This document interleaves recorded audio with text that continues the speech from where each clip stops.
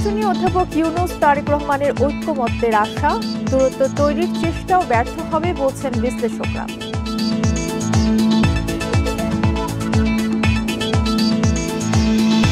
তারেক রহমানের দেশে আসতে বাধা নেই জানালেন স্বরাষ্ট্র উপদেষ্টা। যখন ইচ্ছা ফিরতে পারেন বিএনপি নেতা।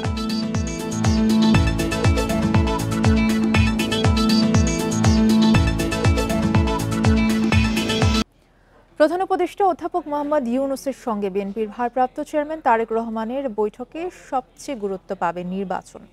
এই বিষয়ে একটি ঐক্যমত হবে বলে মনে করছেন বিশ্লেষকরা। তাদের মতে বিএনপি এবং অন্তর্বর্তী সরকার কেউ কারো শত্রু না। একটি পক্ষ দূরত্ব তৈরির অপচেষ্টা চালাচ্ছে, সেই অপচেষ্টাও বৈঠকের মধ্য দিয়ে ব্যর্থ হতে যাচ্ছে। স্বৈরাচার শেখ হাসিনা সরকারের পতনের পর গত ৮ আগস্ট অধ্যাপক মোহাম্মদ ইউনূসের নেতৃত্বে যাত্রা শুরু করে অন্তর্বর্তী সরকার। শুরু থেকেই বিএনপি সহ বেশ কয়েকটি রাজনৈতিক দল চলতি বছরের ডিসেম্বরে নির্বাচনের দাবি জানিয়ে আসছিল। তবে আগামী এপ্রিলের প্রথমার্ধে নির্বাচনের ঘোষণা দেন প্রধান উপদেষ্টা, যাতে এখনও সম্মতি জানায়নি বিএনপি। ডিসেম্বরেই নির্বাচন চায় দলটি। এ অবস্থায় লন্ডনে অধ্যাপক ইউনূস ও তারেক রহমানের একান্ত বৈঠকের দিকে তাকিয়ে গোটা জাতি। বিশ্লেষকরা বলছেন ওই বৈঠকে সবচেয়ে গুরুত্ব পাবে নির্বাচন, এরপর রাজনৈতিক পরিস্থিতি, গুরুত্বপূর্ণ সংস্কার, বিচার, জুলাই সনদ সহ নানা বিষয়। বৈঠকটির মধ্য দিয়ে অবসান হতে পারে সব দ্বিধা দ্বন্দ্বের।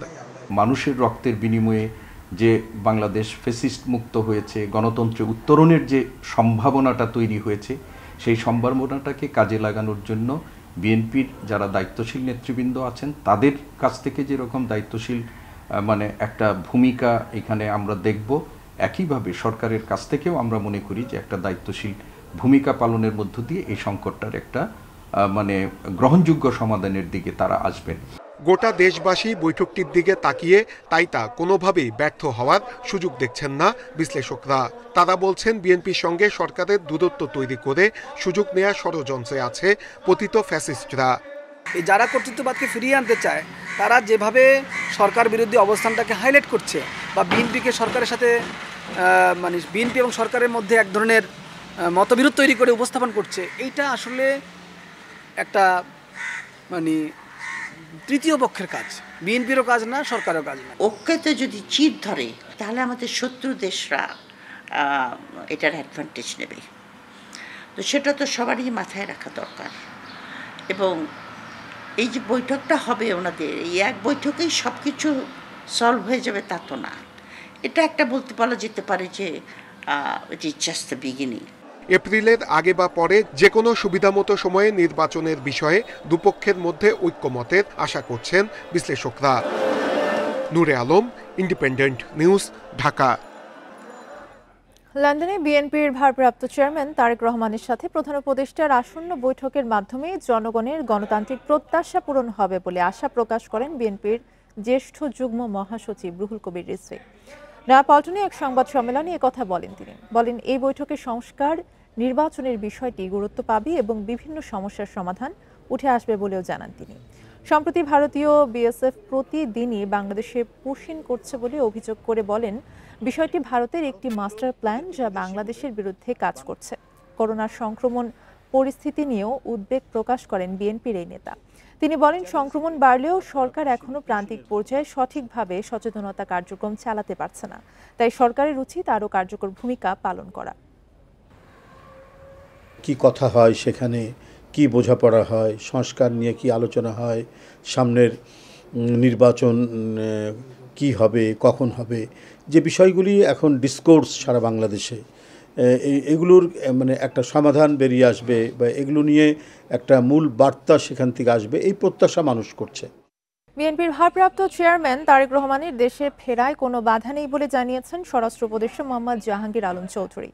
সকালে গাজীপুরের সালনা হাইওয়ে থানায় এবং ব্যারাক পরিদর্শন শেষে সাংবাদিকদের তিনি বলেন বাংলাদেশের নাগরিক হিসেবে তারেক রহমান যে কোনো দিন দেশে ফিরতে পারেন, এতে কোনো বাধা নেই। এ সময় স্বরাষ্ট্র উপদেষ্টা করোনা সংক্রমণ ঠেকাতে বিমানবন্দর সহ বিভিন্ন স্থানে সচেতনতা বাড়ানোর উদ্যোগ নেওয়া হয়েছে বলে জানান।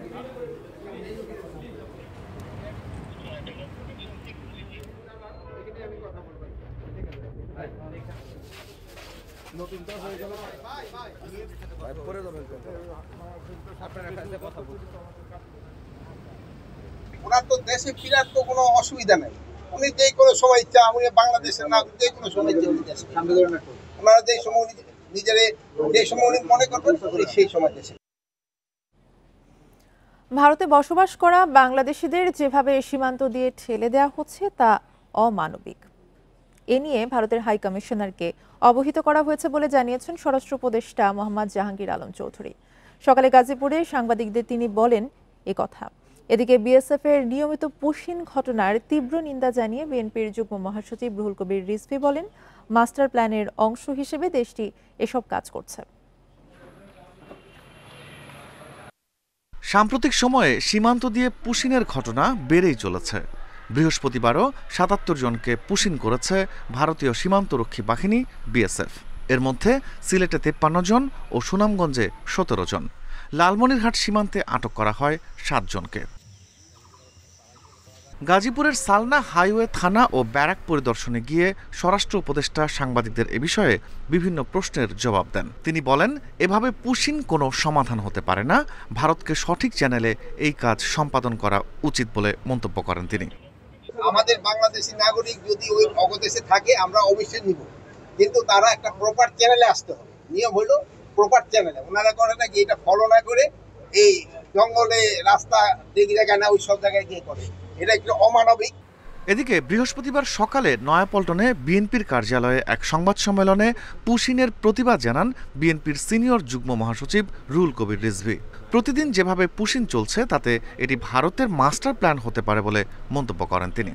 ভারতের লোক তাদেরকে বিদেশি বলে বাংলাদেশে তাদেরকে ঠেলে দেওয়া হচ্ছে।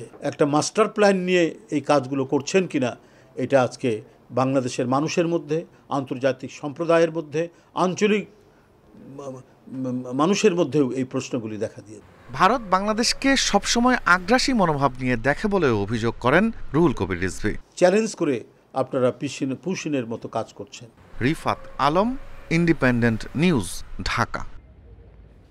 ঈদের ছুটিতে ভোগান্তি বেড়েছে রাজধানীর হাসপাতালগুলোতে। সেবা নিতে অপেক্ষা করতে হচ্ছে ঘন্টার পর ঘন্টা। হাসপাতাল কর্তৃপক্ষ বলছে, চিকিৎসক কর্মচারীরা ঈদের ছুটিতে থাকায় সেবায় বিঘ্ন ঘটছে। শনিবার থেকে সেবা স্বাভাবিক হবে বলে আশা কর্তৃপক্ষের। শ্যামলীর বাসিন্দা গার্মেন্টস কর্মী শিউলি বেগম ডাক্তার দেখাতে সোহরাওয়ার্দী হাসপাতালে এসেছেন সকাল ৭টায়। ৫ ঘন্টা পর বেলা 12:30টার পরও পরীক্ষার টাকায় জমা দিতে পারেননি। এবার সিরিয়ালে দাঁড়াইছি, এখন পর্যন্ত ভিতরে টাকাও জমা দিতে পারি নাই। আবার এখন পর্যন্ত এই যে আলতা কর্ম বা এক্সরে দিচ্ছে তাও করতে পারতেছি না। এখন যাবো কি আসবো, এই জায়গা আছে ৪০০-৫০০ লোক আছে। শিক্ষার্থী সাদিয়া এসেছেন ফার্মগেট থেকে। তার মতো ঘন্টার পর ঘন্টা দাঁড়িয়ে থাকার ভোগান্তি পোহাতে হয়েছে অনেককেই। সকাল ৭টা থেকে সিরিয়ালে দাঁড়ায় আছি, এখনো তো রোগী দেখার কোনো নামই নাই। সিরিয়াল হয়ে সামনের দিকে আগাচ্ছে না। তো যে পরিস্থিতি দেখতেছি, গরমের ভিতরে যারা রোগী দেখাইতে আসছে মনে হচ্ছে তারাই রোগী হয়ে যাবে।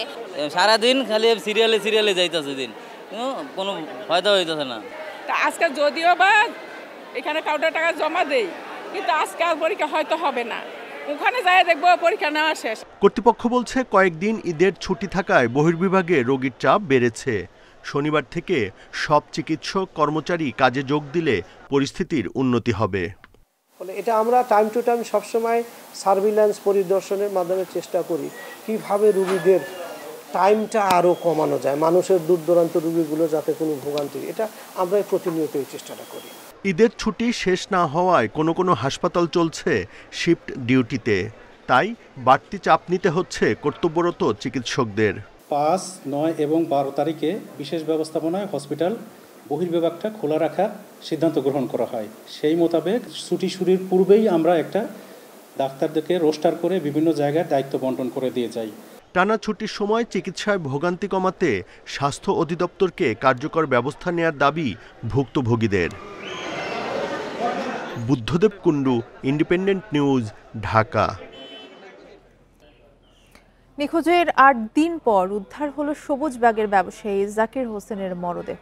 সকালে বালুরটেক এলাকা থেকে তার পুঁতে রাখা দেহের বিভিন্ন অংশ উদ্ধার করেছে পুলিশ। গ্রেফতার একজনের স্বীকারোক্তির ভিত্তিতে মরদেহ উদ্ধার করা হয়েছে। ময়নাতদন্ত শেষে বিকেলে মরদেহ হস্তান্তর করা হয় পরিবারের কাছে।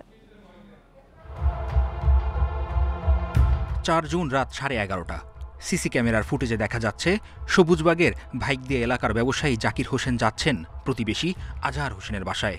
এরপর আর ফেরেননি তিনি। কয়েকদিন পার হলেও খোঁজ না পেয়ে থানায় ডায়েরি ও পরে অপহরণ মামলা করে জাকির হোসেনের পরিবার। মামলার সূত্র ধরে ডেমরা থেকে আজহারকে আটক করে পুলিশ। জিজ্ঞাসাবাদে জানা যায় জাকিরকে মেরে পুঁতে রাখা হয়েছে বালুরটেক এলাকায়। বৃহস্পতিবার সকালে দেহের বিচ্ছিন্ন অংশ উদ্ধার করে পুলিশ। এই মামলার ভিত্তিতে আমরা তদন্তে নামি তথ্য প্রযুক্তির ভিত্তিতে আমরা একজন সন্দেহজনকভাবে আজহার নামে এক ব্যক্তিকে আটক করি। আটক করার পর আজহারের স্বীকারোক্তির ভিত্তিতে ভাইকদিয়া টেকপাড়া এই যে বালির গর্তের ভিতর থেকে ভিকটিম জাকিরের হাত পা বিচ্ছিন্ন অবস্থায়, গলা বিচ্ছিন্ন অবস্থায় মৃতদেহ উদ্ধার করি। মৃতদেহের খবর আমরা ডেড বডি ময়না তদন্তের জন্য ঢাকা মেডিকেল প্রেরণ করতেছি এবং আসামি আজহার যে স্বীকারোক্তি দিচ্ছে তার তথ্যগুলো যাচাই বাছাই করে পরবর্তী আইনগত ব্যবস্থা আমরা করতেছি। পরিবারের দাবি জমি নিয়ে বিরোধের জেরে হত্যা করা হয়েছে জাকির হোসেনকে। জড়িতদের সর্বোচ্চ শাস্তির দাবি জানিয়েছেন তারা। টাকার জন্য এই কাজ করে নাই, যারা করছে ওনারে অন্য প্ল্যান করে মারার চেষ্টা করছে। আমার জায়গার সম্পদ জায়গার লেগে আমি শত্রু তুমি আছে, এই যারা করছে হেরেই করছে। আমার স্বামী টাকা দেয়, আমার দেওয়ারে কোর্ট মামলা চালায়। আজহার আমরা পুলিশ ট্যাগ করে পাইছে, ওই আজহার বারবার কল দিয়ে ওনাকে আমাদের এলাকাতে নিয়ে আসছে। লাস্ট কলে গেছে আজহারের বাসা চিপা দিয়া ওটি সিসি ক্যামেরাতে উঠছে। ওঠার পর ওনার পাশের বাসার ঘরের সাথে যারা তারা বলছে যে হস্তনস্ত করছে। সম্পত্তি নিয়ে তারা মারা হয়েছে, সবচেয়ে মূল ঘটনা এই সম্পত্তি। ওই আজহারের সাথে রাতে বেলা উনি গরু কিনতে যাবে এমন একটা কথা ছিল, তো এরপরে থেকে উনি নিখোঁজ।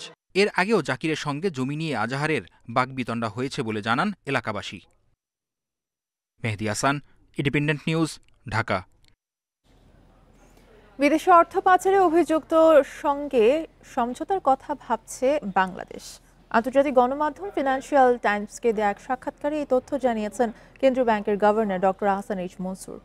গত 15 বছরে শেখ হাসিনার শাসনামলের সংশ্লিষ্ট ব্যবসায়ী ও রাজনৈতিক ব্যক্তিদের কাছ থেকে পাচার করা অর্থ ফেরাতে আন্তর্জাতিক মামলা চালাতে $10 কোটি পর্যন্ত অর্থ বরাদ্দ রাখা হচ্ছে বলেও জানান ডক্টর আহসান এইচ মনসুর।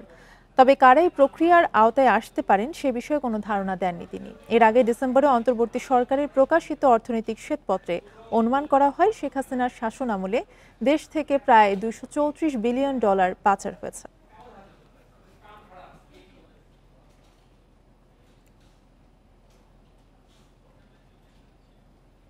এই ছিল এখনকার সংবাদের সাথে থাকায় ধন্যবাদ সবাইকে।